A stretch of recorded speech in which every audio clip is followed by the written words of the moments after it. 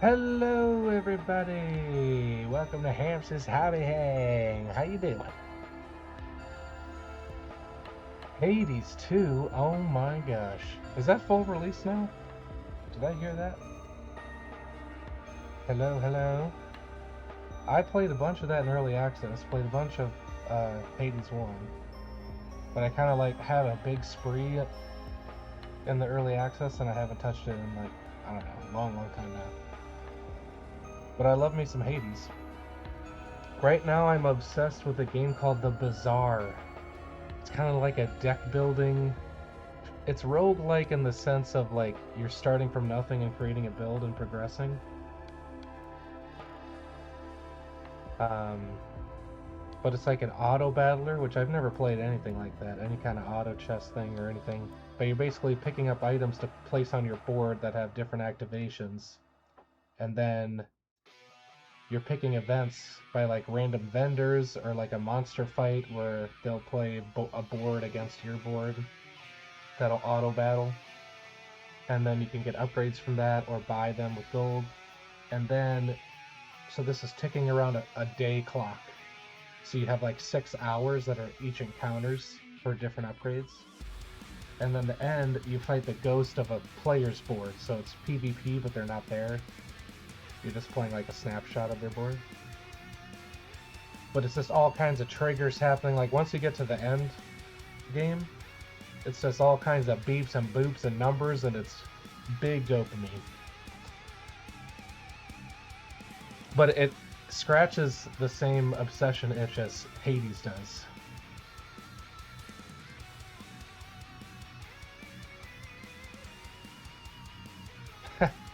Feel like gaming but gotta paint. I respect it. I realized I have a bunch of unpainted minis sitting right here, but they didn't have like basing material on them. Oh, these guys do. Pull those out as well. But this is a little Hero Forge guy that I had.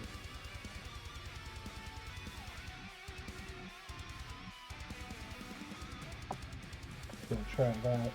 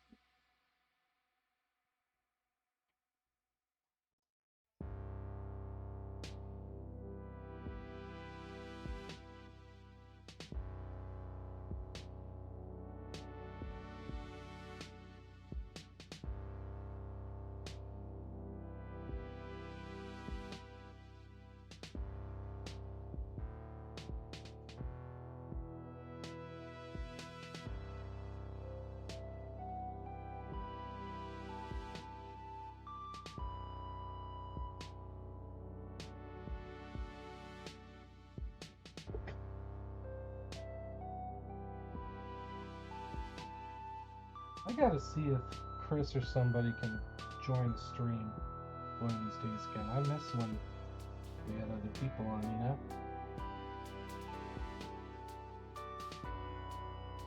I mean, it kind of comes down to time. Everyone is busy, which I understand, but I miss those days.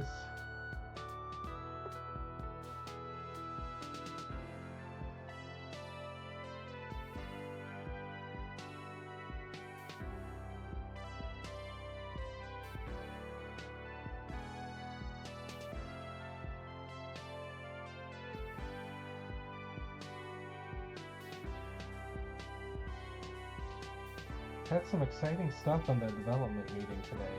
I obviously can't talk about it, but Thursdays when we have Hobby Hang are also the big weekly development meeting. And a lot of times, you know, it's important stuff, but maybe less interesting stuff. Like, okay, we got to consider, like, how do we manufacture this, or like the paint cost, or like how do we, you know, kind of those logistical things. But today was a lot of like oohs and ahs type stuff, which was fun.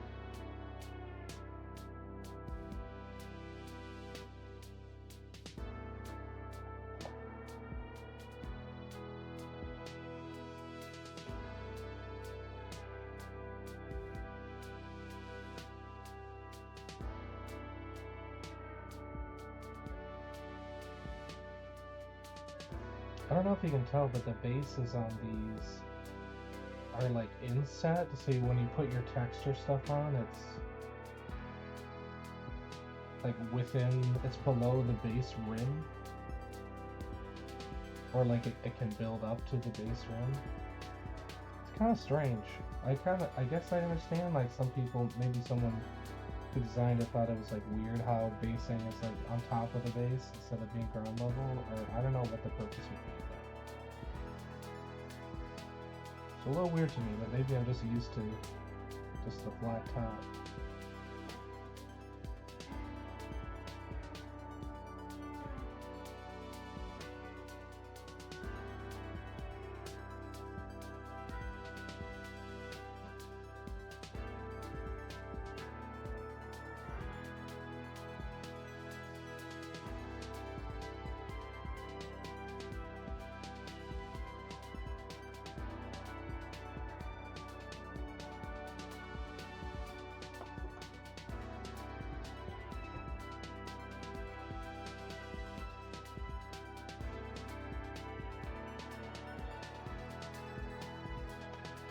Yeah, it's a constant headache.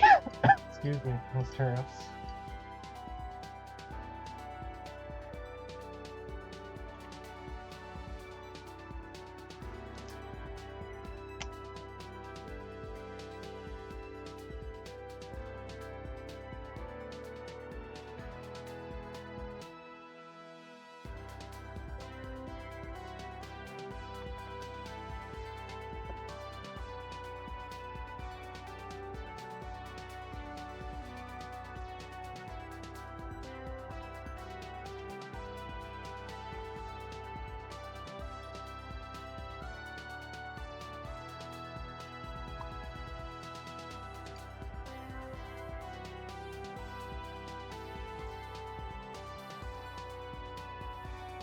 Let me check the stream here.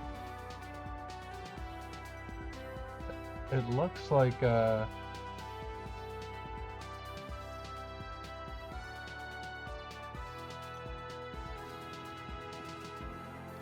my side it looks like it should be okay. This channel is in followers only mode. I have not done anything like that.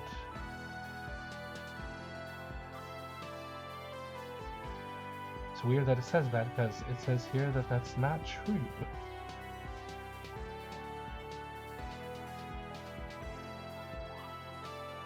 Huh.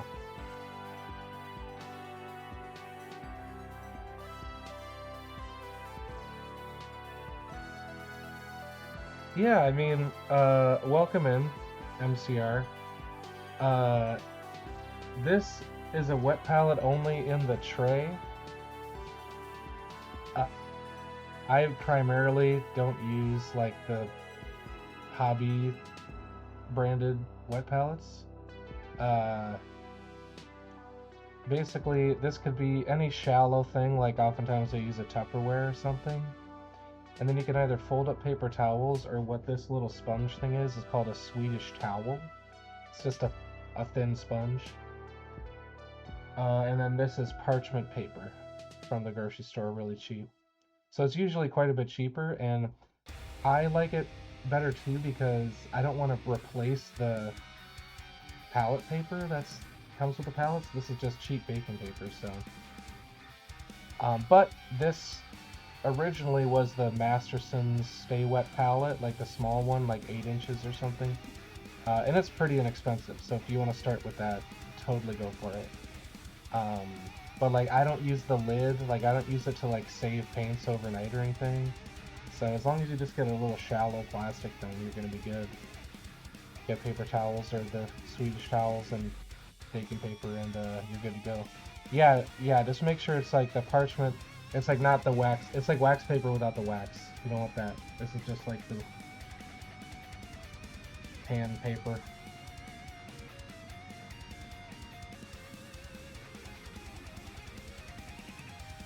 Yeah, definitely not when you're like dry brushing terrain a lot. You don't need a wet palette for that.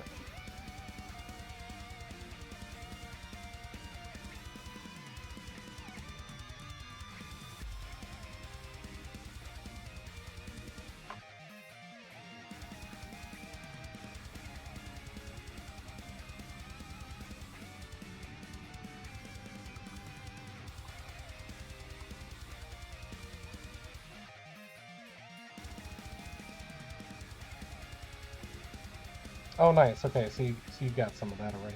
So that's a perfect example of like you already have it in your supply. So don't, especially if you just want to try it out, don't bother buying like a marked up wet palette.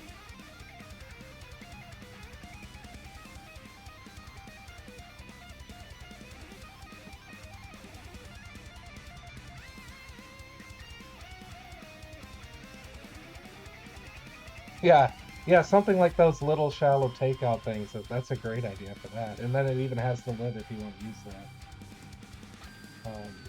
I just find like even if the paint is still active when you pull it up overnight, it's just gotten so much moisture from the underneath the paper that like it's not even usable anymore, really.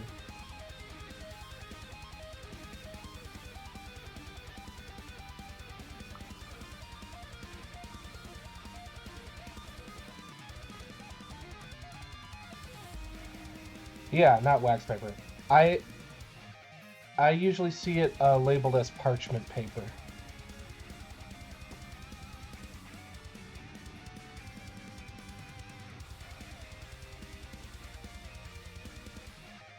And I'll see it at like a dollar store or whatever. Like you can get it really, really cheap. And in fact, you don't need the expensive stuff. Like it wouldn't help you to get the expensive stuff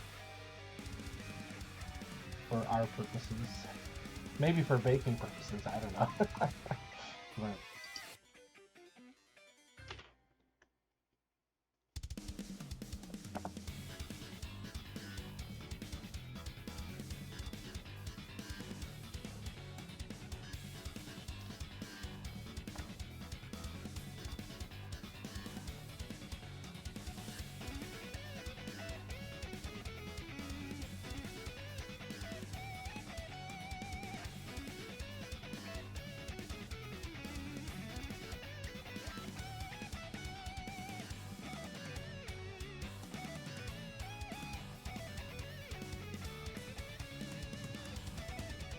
oh sure. I'm still usually just doing these Amy Waters albums, just because I don't want copyright strikes, and it's great music, and I'm glad that we know Chris knows the artist and everything, but it may sound familiar, is what I mean. Yeah, that's what I use, is those Swedish dishcloths. I've bought one bulk pack of them ever, and I still have a bunch of extra. I probably should replace this one, honestly. It's a little, got a bunch of paint in it.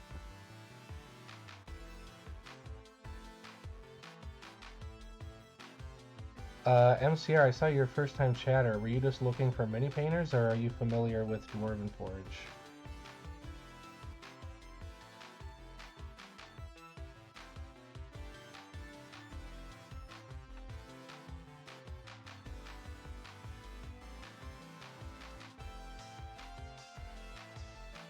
Okay, nice. Yeah, I just have an old paint bottle with like some poster tack. That's what I use. I'll keep old pill bottles or like, you know, Advil bottles or whatever. Keep those. That's all I use. Again, I don't really I've never used like one of the, well, I've used some of the fancy hobby holders or whatever, and if people like them, that's great. I just don't really get any and much like extra function out of them.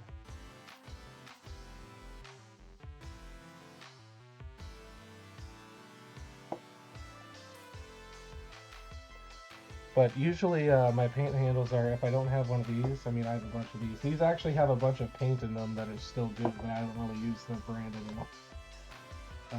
This is coat to arms. I guess it was like rumored to be the provider of like the original Games Workshop paints, and so they're really similar. So I thought it was as like a novelty thing, because I collected those, you know, as a kid. I would try and get a sampling, but they've mostly become expensive paint handles now because I didn't use the paint inside. But we could still use paint. Oh, this is like a Vermin Brown. If anyone remembers Vermin Brown from Citadel, it's like a classic color. Okay, let's see here. I don't even know what I'm doing with this thing.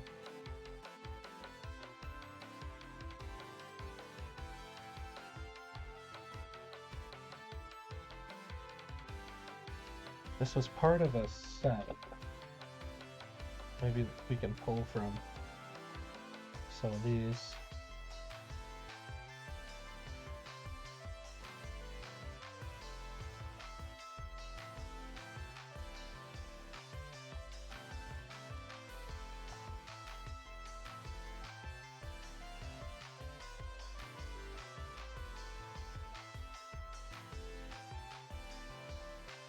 Kind of a nice blue-green that's desaturated on a lot of these, but maybe we can make that sort of a main color and pop it out a little bit.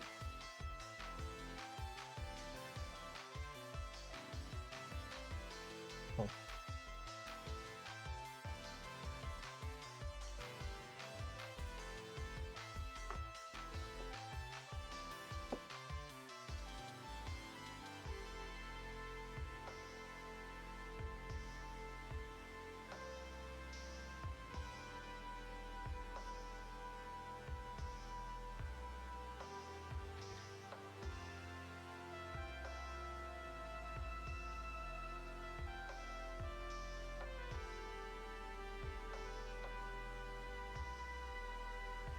Kind of throwing some kind of color down.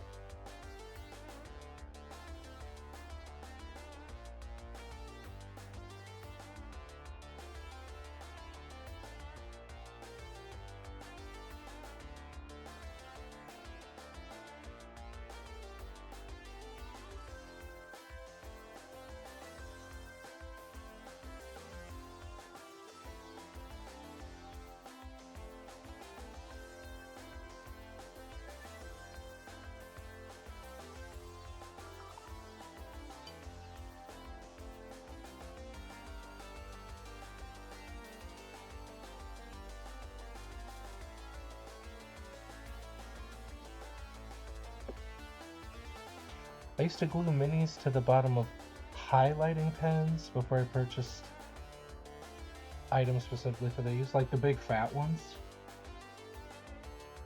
It's like super glue, and then you can like snap it off afterward. Oh yeah, bottle caps are great too. Screw it on a bottle, and then just take it off. Yeah. Yeah, like this thing is for the top of a handle, and the idea being there's the handle, and then this will magnetize, and you can like switch off stuff. But I just use it without all that. I just hold it like that. It's a fine handle. I didn't want to deal with like, because then sometimes like it was kind of tall. I don't even know where the handle part is anymore. It was like twice as tall as this, so I would like almost knock it over all the time and stuff. So I just like it shallow like that.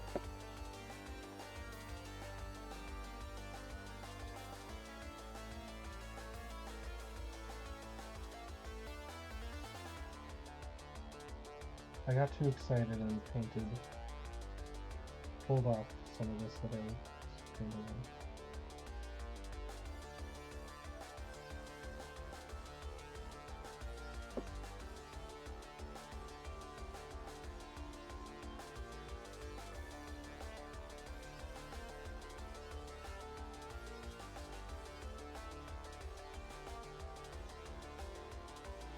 Basically all of this is going to be covered up, but sometimes when I'm unsure how to start, I just like to put some paint all over the model.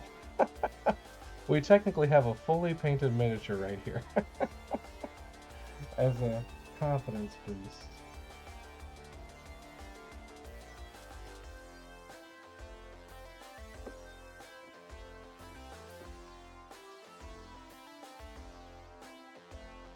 Oh, nice. Are those your first sets? Can't go wrong with dungeons.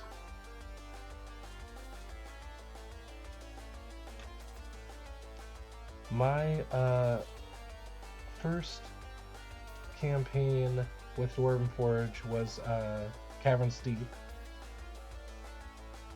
KS6 was that? And so they were play testing the Dungeon of Doom module. That was part of the Dungeon of Doom campaign. And so I hopped in like when they were partially through that playtest, so I ended up playing a little bit of that module. That's as much as I touched Dungeons specifically, until Reforged recently, when I did the Sinister Dungeons. Trying to think.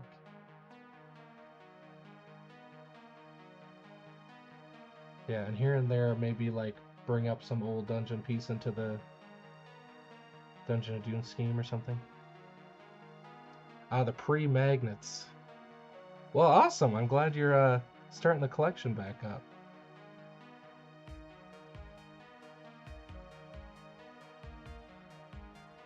Normally I would try to have gotten this far before we start. Just watching paint dry right now.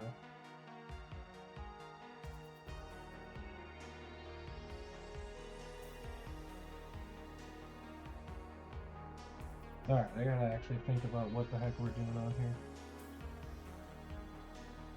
Oh, she's barefoot, so it's like a monk with a gun.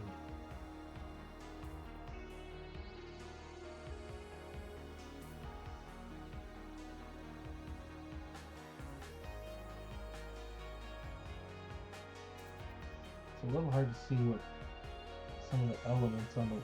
Sorry, it's off camera. I'm trying to like look at the model up close to see. I make sure I can see the details.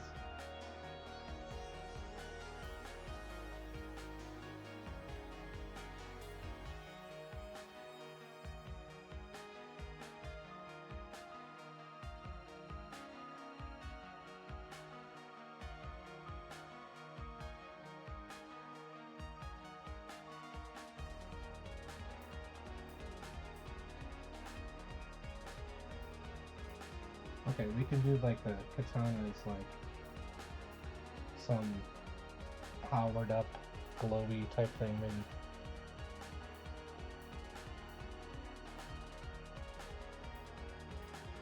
Oh, that's cool. That's a good idea.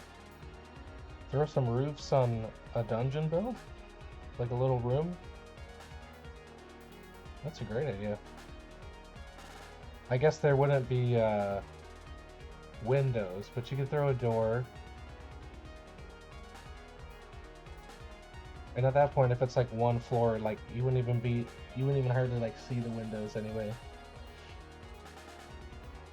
When you're like sitting up at the table, you know.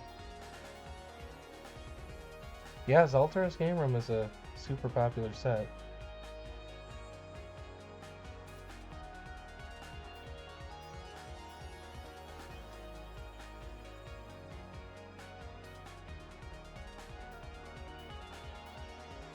Oh, nice. Just a big ol' DIY metal battle mat. Sounds cool. Alright. Sometimes I don't put all these out on the pallet, but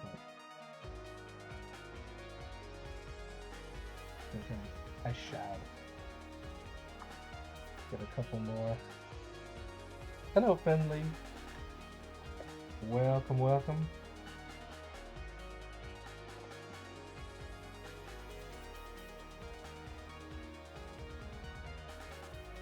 I forget, is going away for a LARP event this weekend or something else?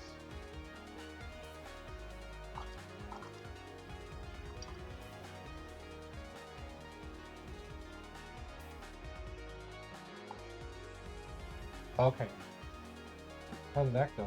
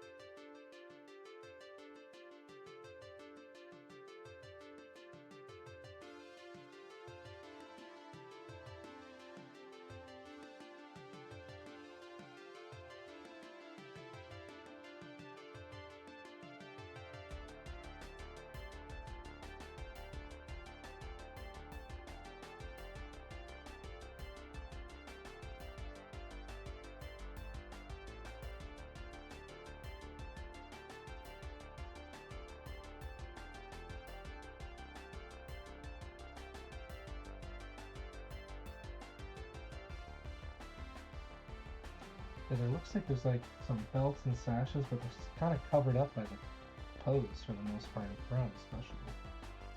Might not even paint all that.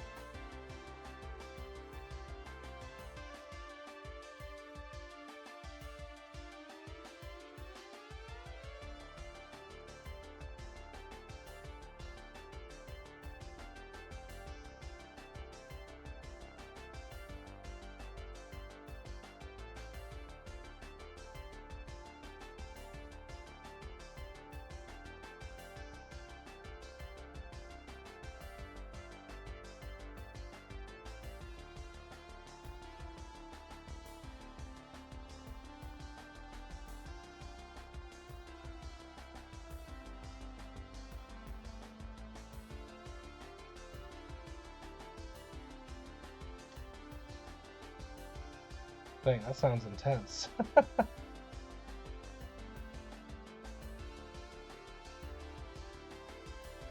Yeah, honestly, if for the most part, this is just personal preference. if there is a spot that a brush can't get to, I don't paint it. So, at least for like gaming stuff, you know. Like under here, it's like, okay, I'll smush some color underneath so like it, you know, doesn't look completely unpainted, but no one's looking there anyway.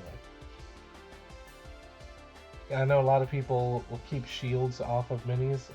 I love a shield. I'll glue it right on because then I don't have to paint as much. To get a bunch of, like, if it's a unit.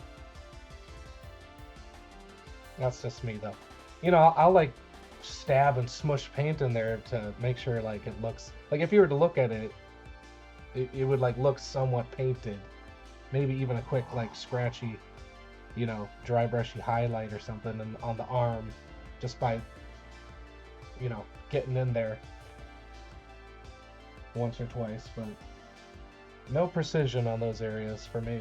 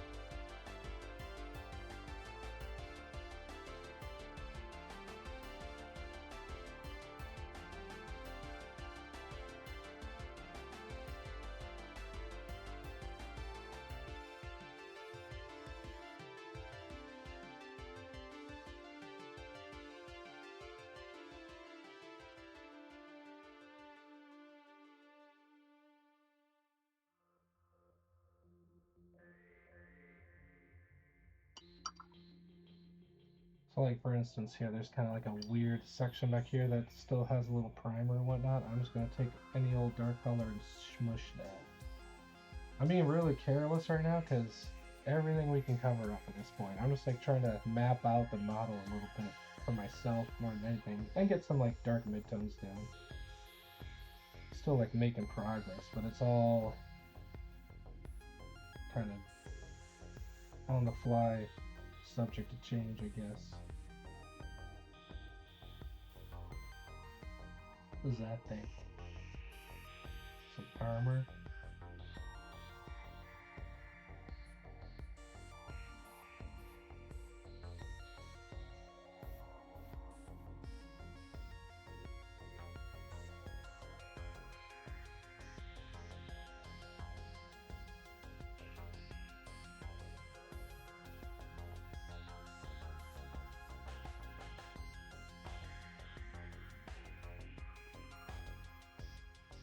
But yeah, there's something too, like I've done so many of these skeletons that are kind of old school metal. Really simple, but still full of character, you know?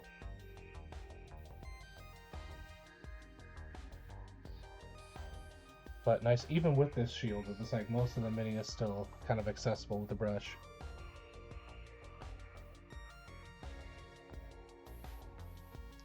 Do you ever do streams where you do terrain pieces? A lot of times that is during our campaigns, our crowdfunding campaigns, because there's actually not a lot of unpainted Dwarven Forge lying around. And even during the campaigns, it's like, if there is, it's because it has to become a painted prototype. So it's kind of subject to the supply.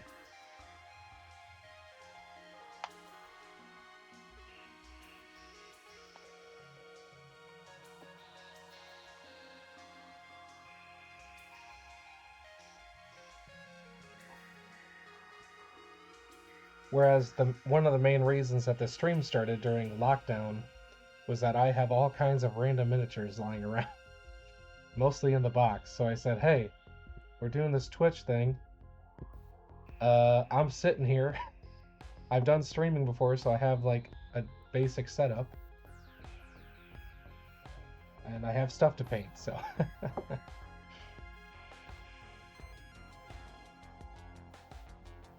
But I don't really do scratch builds or anything here.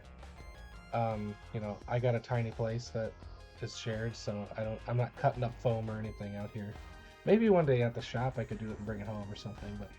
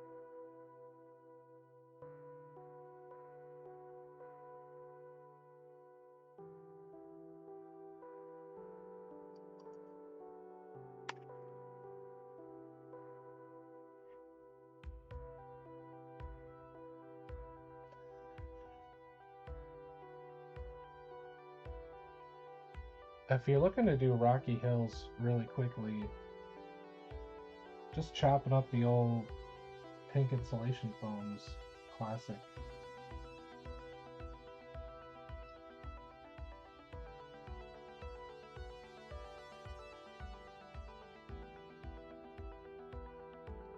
From any sort of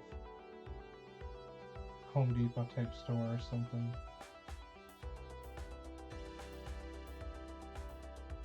And even so like on the edges, you just take like a sharp box cutter or something and sort of, if you even go like perpendicular where it'll sort of skip, be careful with your hands, but like it'll sort of like messily cut it, and then you can pull bits off. Oh yeah, the super glue will melt it, that looks cool. But to get the initial shape, you can just like really messily like break off pieces of the cutter with a box cutter. And then even on the, especially on like the flat surfaces, you can still get a little texture if you take a real rock and like roll it across, or alternatively you could like crumple up a ball of aluminum foil and roll it across the top to make it kind of bumpy but still stay flat. And then yeah, that's a good idea to use a little super glue selectively around the edges, especially to make sort of an organic looking shape. But if you haven't used that before, don't spray paint it unless you like literally paint glue and let it dry over the whole thing, because that will also melt the polystyrene.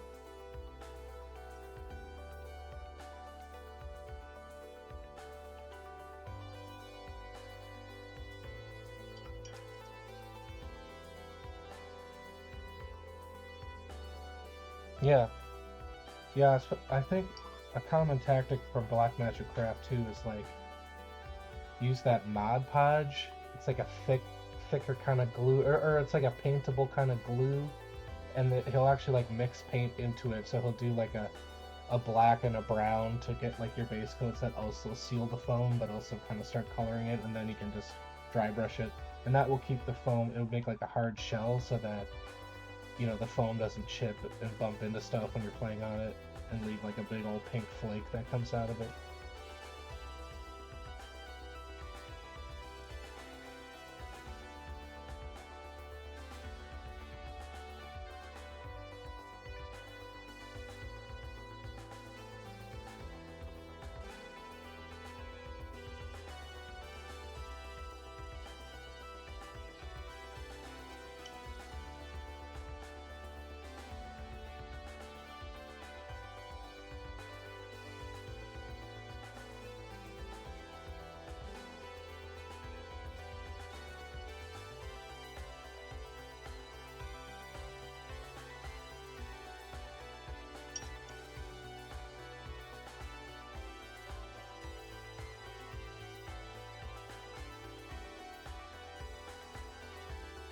Alright, give me 1 second, y'all. I'm gonna go to the bathroom and take a hair dryer to this thing so we can really start painting.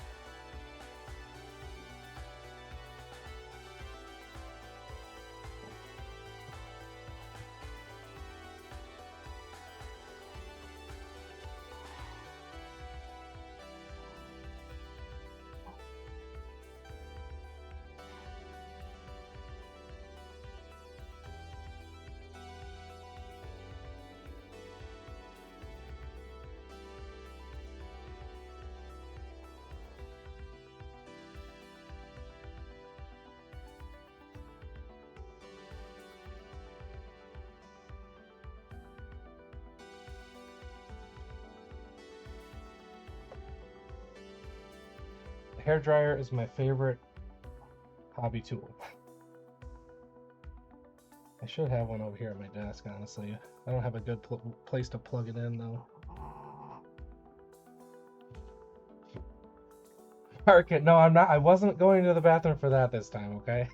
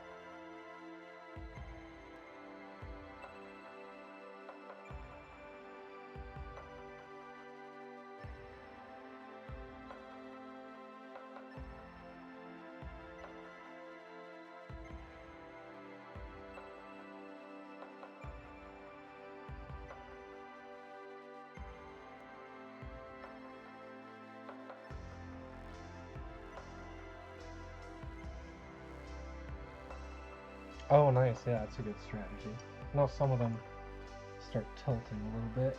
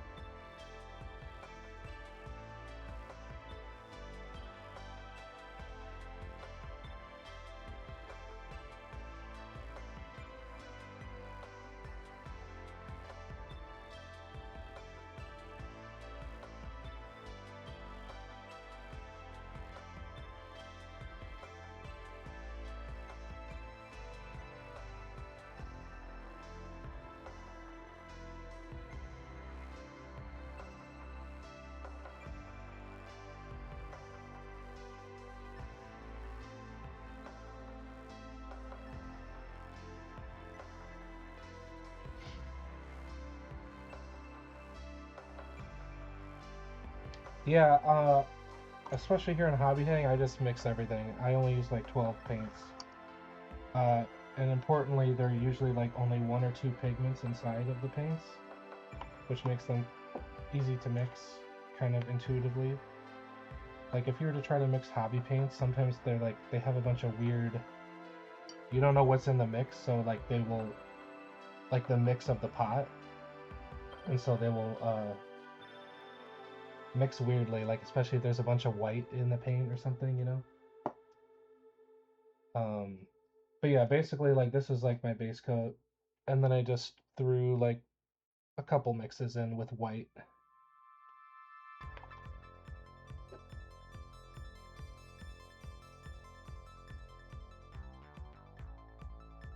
I'm also kind of going yellower as I go up, like kind of making it lean green as we go, because I kind of want it to be like turquoisey and like sci-fi and cool. That might be too much green right there.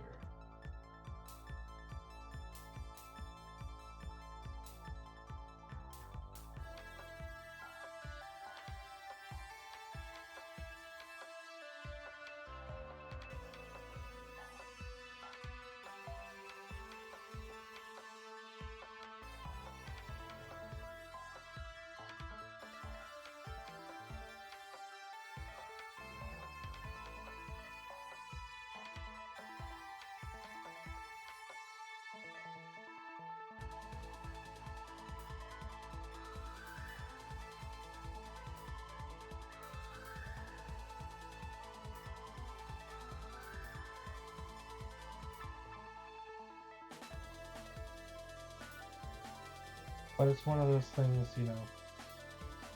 For me, there was a pretty big learning curve for mixing paints,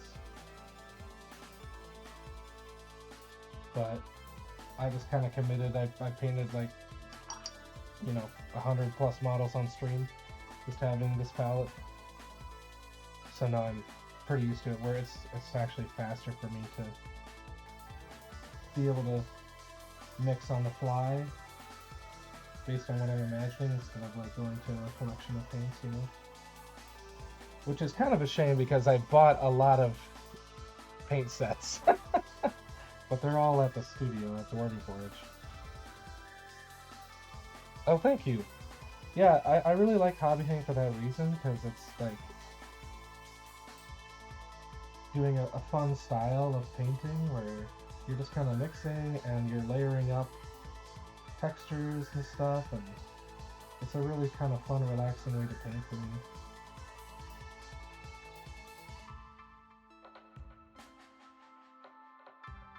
And that's a little too much.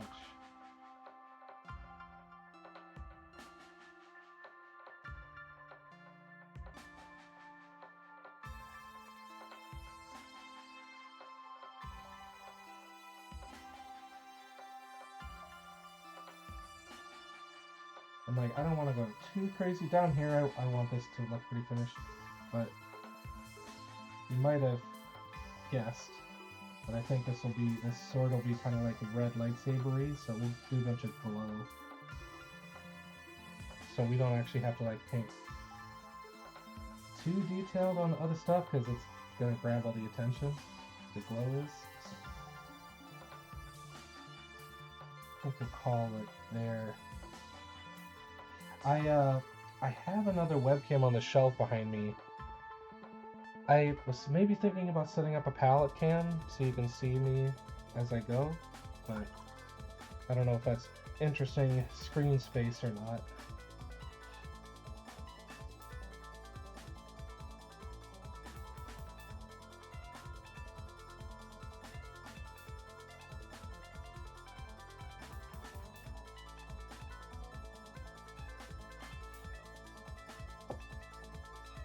Oh, wash recipes? I don't tend to use washes just because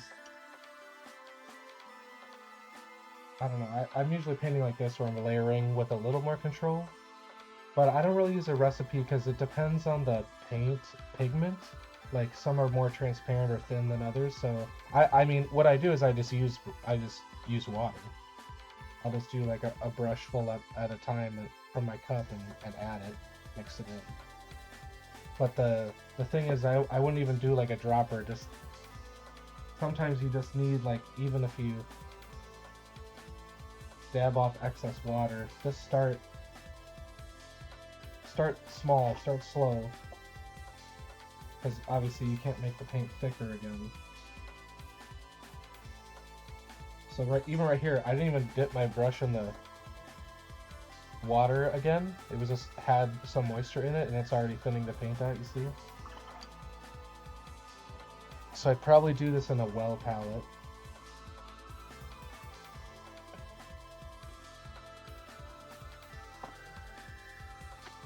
Now, if you're doing like a giant batch, you know, at that point you're just getting a jug under the sink and mixing a crap ton of paint and kind of doing like the large version of this, but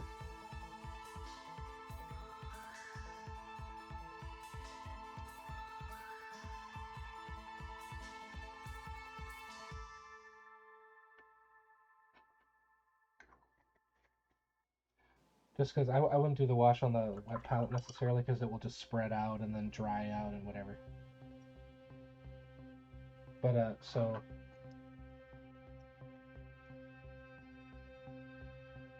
I dip it in a brush, but I just dab it. I just let the capillary action, like the paper towel, grab it right off. I'm not like doing like a dry brush rub, but just like, you don't want a drop. You want, see how much moisture gets taken off? And then I'll try that, like so. It's already kind of thin. Then I'll just do it again. Maybe I'll leave a little more moisture on.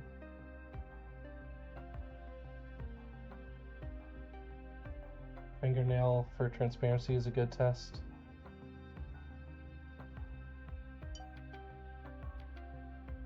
That's all I do. I'm doing a wash.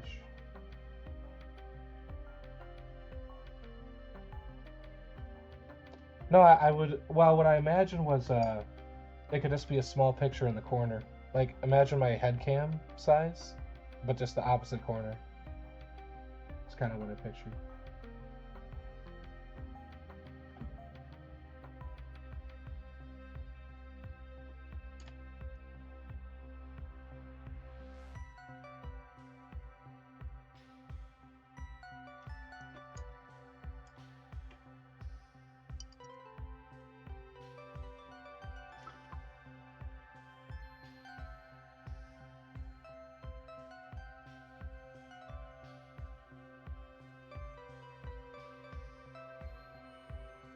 Yeah, those are all great things. Like, what's good about the medium versus water is that, like, medium is paint without color, without pigment, right? So like it's what binds the color together. Like the more you when you're adding water, it's a water-based paint, so it's literally like breaking it down, which is why it's getting thinner. It's like breaking it apart. And if you add too much water, it will just be like unusable. Like there it won't stain with any color because it's completely broken, literally, like physically. Uh, and so that's kind of like the harsh way is adding water, but the medium you can be a little more gradual and it's a little more forgiving because it's still binding the paint.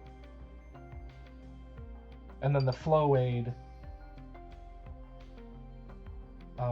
is like the thinner, but then hopefully the combination of that plus the medium will make it like viscous, but like not completely broken apart. And then inks are nice because they're really saturated. They're really colorful, really bold, right? And so when you dilute them, they're still going to have a lot of color. Whereas opposed to these paints, sometimes if you thin them down so much that it's like not even usable, especially a lighter color.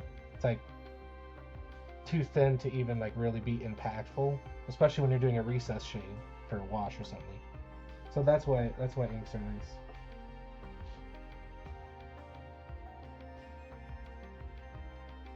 And then distilled water is just, you know, there's random crap in tap water that you don't think of. So it can sometimes affect it, but that's what I use. So haven't really had a huge noticeable difference on that front. So I don't think that'd be my number one priority. Like it's not like required to make a wash, but it is like a best practice. Like if I had to pick which one is better, tap water or distilled water, it's gonna be distilled water. But it's a marginal difference.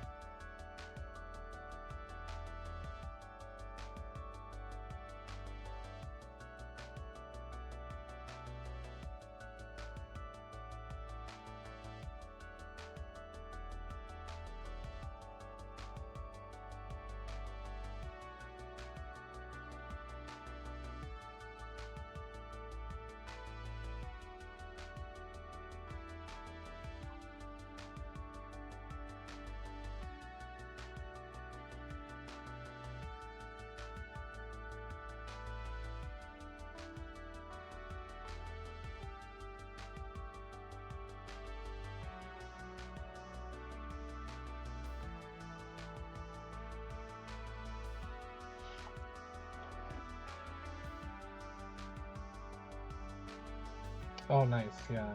Yeah, those inks go a long way.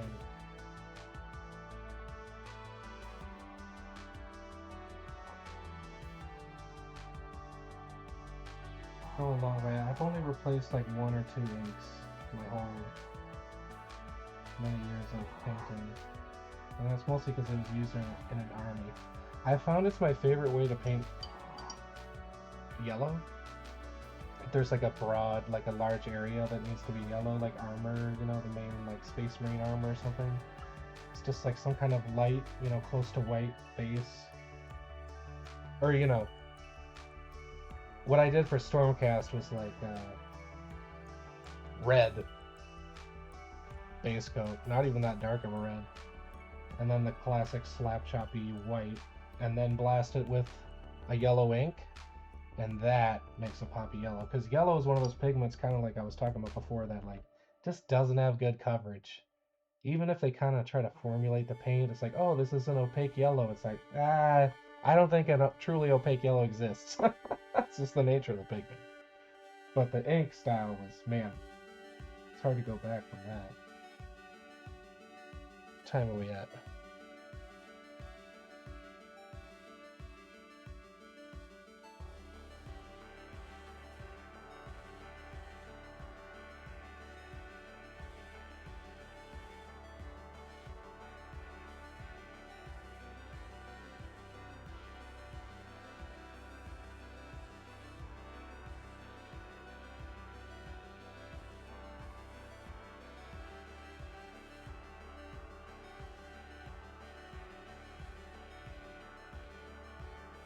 Man, there's like cybernetics all over this face.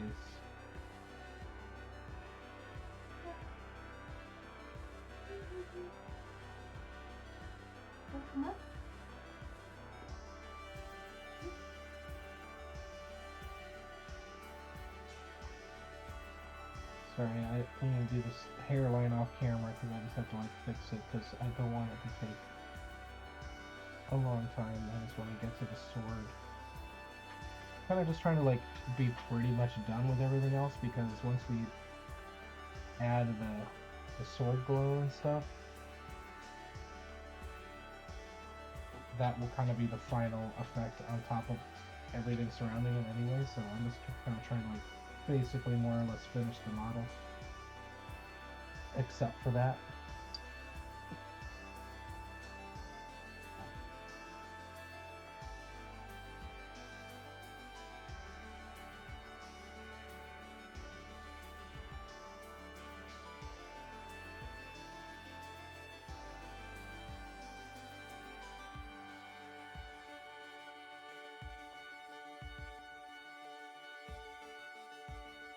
Probably do this handle black instead, just to separate the hand a little more.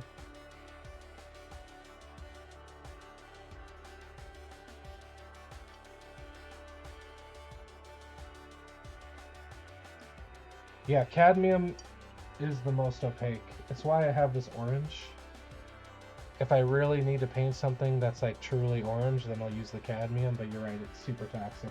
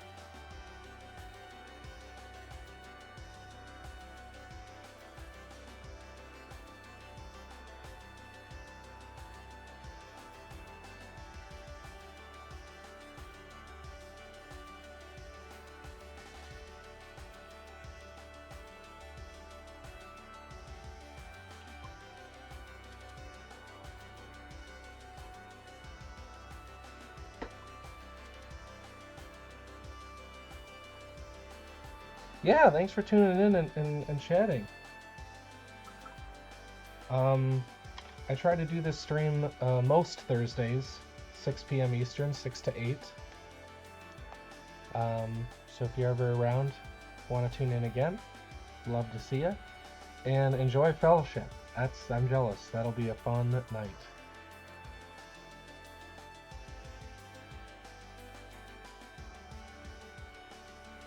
Yes, have a good one.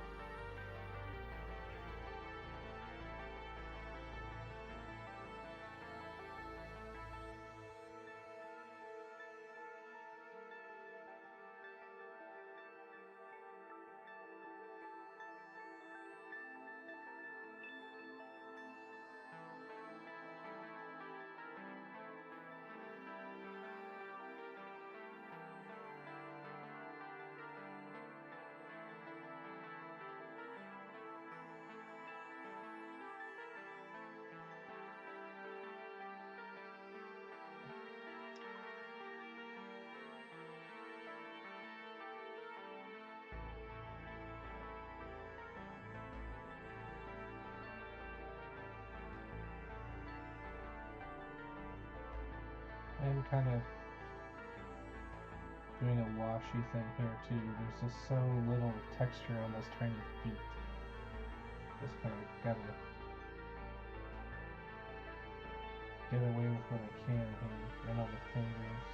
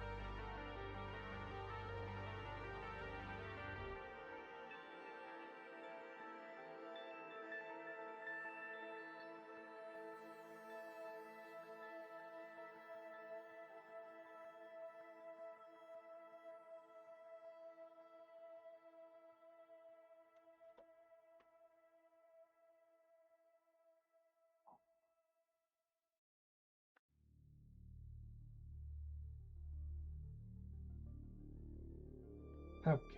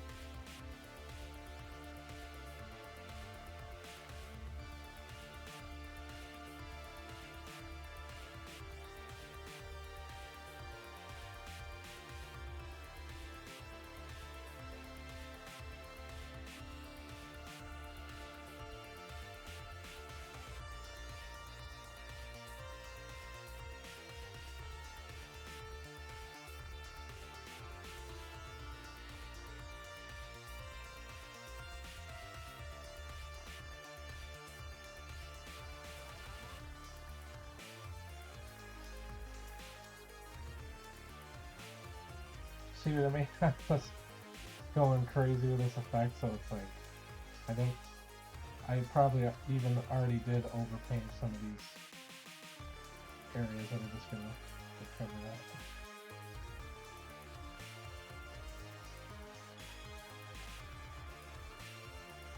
That's okay.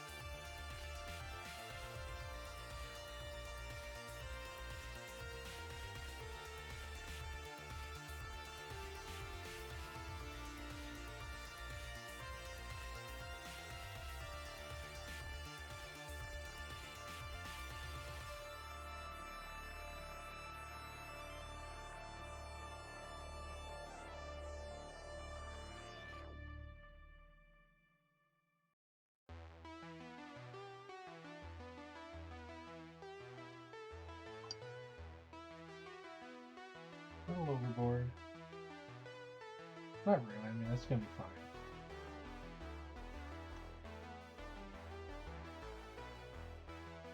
That's just, again, the nature of that pigment has the yellow in it, so it's kind of runnier than my other paints I just had. That I was using.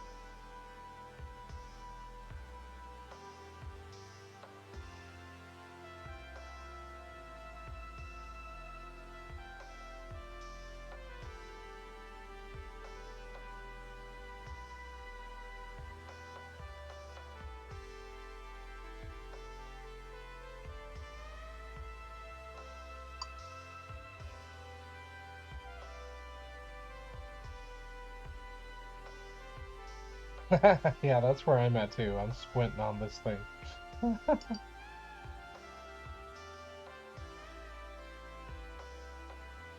Yeah, there we go. I always have to. I'm like, the stream is done. Nice show, fun time.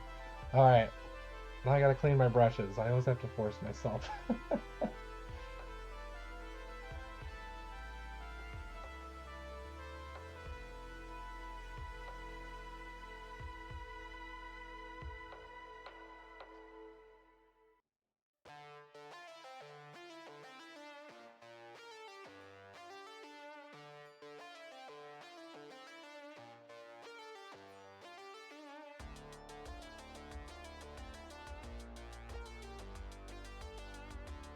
Should be almost done.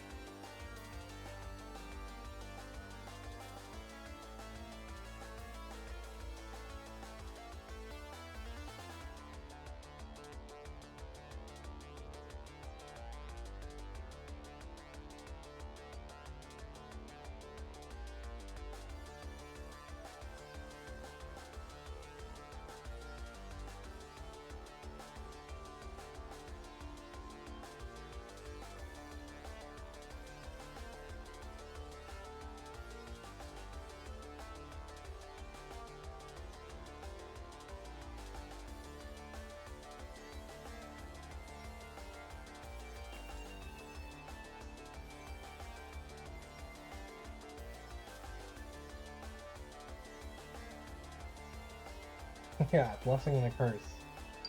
Take up all the space that is available. Oh, that looks awesome. Nice work.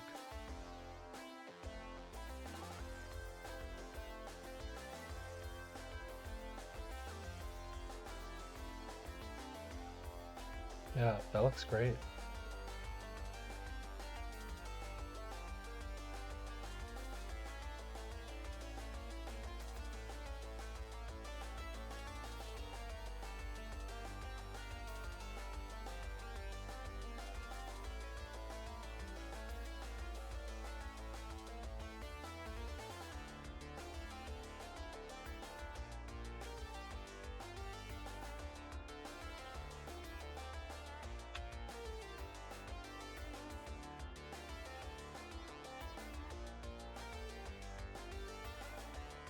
Maybe sort of like electricity looking bugs or something.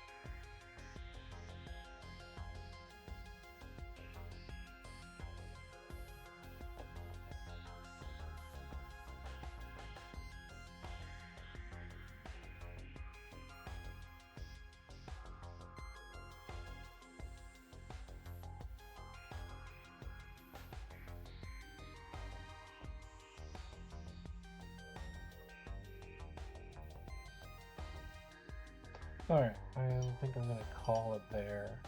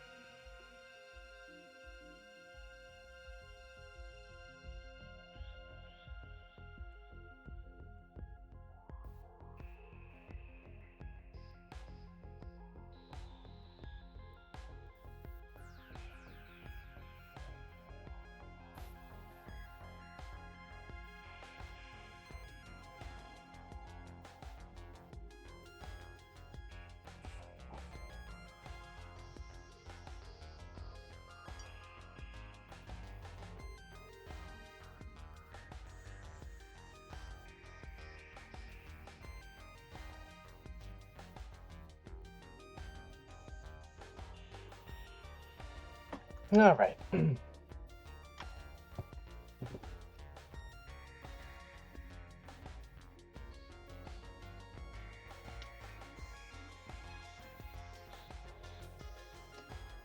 What does next week look like? Next week I will be out of town, so no hobby hang next week.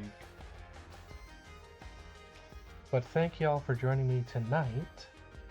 This was a fun one. Yeah. So thank y'all for chatting, hanging, sharing your projects and everything. It's always fun. And I will see you in a couple weeks when I get back from Minnesota. Alrighty. Have a good night, everybody.